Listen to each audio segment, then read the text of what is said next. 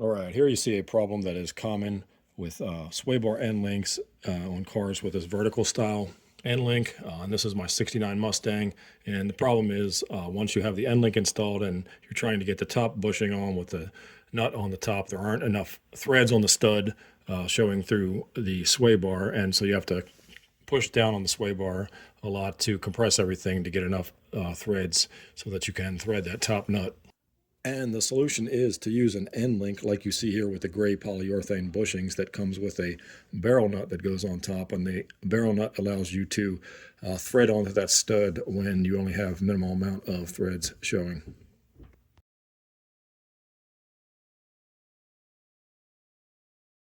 And here's the instructions.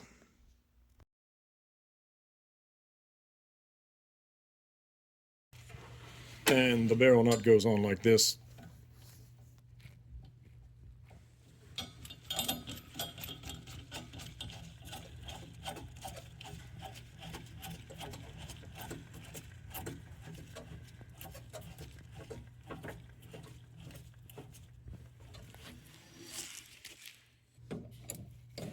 Then tighten the whole assembly up from the bottom. And here's what it looks like when everything is sufficiently tightened. You want to tighten until the bushings just start to compress. You don't want to over tighten to the point where the bushings look like pancakes.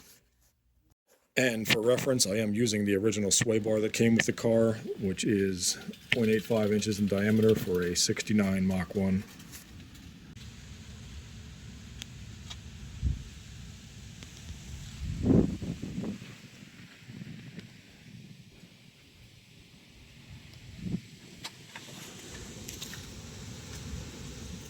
The end link that I installed in this video is made by Duralast for a '68 to '73 Mustang with the part number shown here.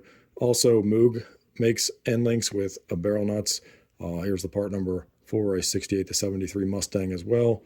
Both of these parts will be linked in the description. And that's pretty much it. Thanks for watching.